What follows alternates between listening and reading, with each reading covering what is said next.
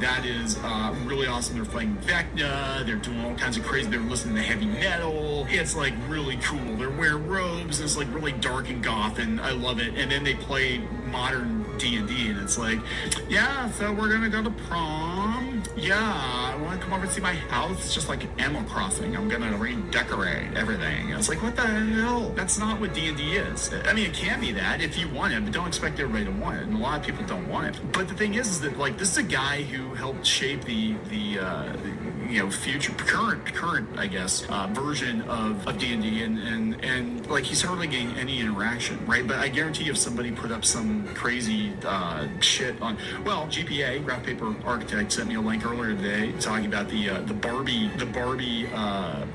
custom subclass or whatever. Somebody's offering it for sale, and you can be a Barbie girl in D&D. I mean, you wait for it. Hasbro will totally do that. Look what they've done to Magic Gathering. It's basically Fortnite, the card game. They have all these crazy ass characters in Magic the Gathering now. I can totally see Hasbro being like, yeah, we're gonna do a Barbie expansion, and then we're gonna do like a My Little Pony expansion. Maybe we'll throw some Strawberry Shortcake into it too. And Power Rangers in D&D. Yeah, everybody wants that. I was like, what the hell are you doing? But and they're not buying this new version. Kids are watching kids from 40 years ago on Stranger Things. I know it's fake, but they're playing actual D&D, and that game does not exist anymore. We've talked about this. Advanced Dungeons and Dragons, even hell, E.T. They were playing D&D. I can't remember off the top of my head. It's been a long time since I've seen E.T., but I can't remember if it's D&D or AD&D, but like that's what they want. They want that. The kids today, and we've talked about this with video games, retro games. They want vinyl. They want to know what it was like back in the day to play like actual D&D, to play actual arcade games. To blow the cart. They want to blow the cart and roll the dice. That's what they want to do. They don't want to blow the barista, right? It's a totally different.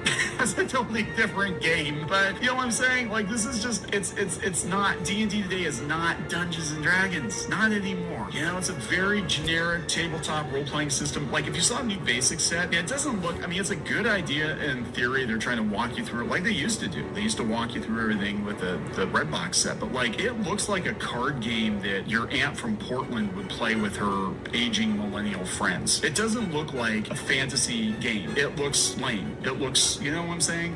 But that's the audience they've cultivated, right? But to have him come out and say it, I think it's really interesting. Let's see if anybody else is. He said, whether it's a dead character or a failure in whatever context the session presents, the bigger the threat, the more meaning play has to us emotionally and spiritually. Removing it from the game turns into, time-wasting slop, no risk, no reward, no fun. Yeah, exactly. And again, we've covered this extensively. They have all of these ridiculous rules now, or rules changes because they brought sensitivity readers in. And you're not allowed to call people crazy. You're not allowed to have, black skin drow. You're not allowed to do this, not allowed to do that, because it might offend somebody. But it's going to offend your bottom line because kids aren't playing it. Again, D&D 5.5 for whoever the hell it's for, it feels like it's a game for, a bunch of aging millennial women. I mean, it doesn't feel like it's a game for kids. You're not getting kids into tabletop through this time-wasting slop, as he calls it.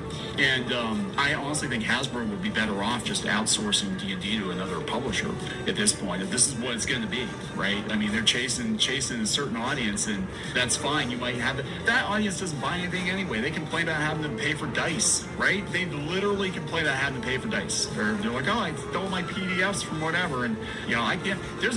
Seriously, I've seen this on Reddit. They're like, tabletop's too expensive. There's a barrier to entry. I'm like, what? Buying a handbook? That's your barrier. That's your barrier to entry. Do you have a television? Do you have a computer? Do you have a cell phone? But you can't buy a $30 book, to play. You know what I'm saying? Like, these people, they want to be part of the hobby, but they don't want to actually invest in the hobby. And it's not like we're playing Warhammer where you gotta go buy a whole bunch of figures or whatever. You know what I'm saying? It's like, come on. The barrier to entry for D&D is very, very low.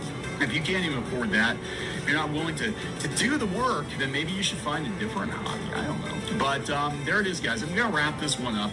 Please subscribe for more pop culture news, views, and rants. We'll talk later. Hey, I'm Ryan Reynolds. Recently, I asked Mint Mobile's legal team if big wireless companies are allowed to raise prices due to inflation. They said yes. And then when I asked if raising prices technically violates those onerous 2-year contracts, they said, what the are you talking about, you insane Hollywood ass?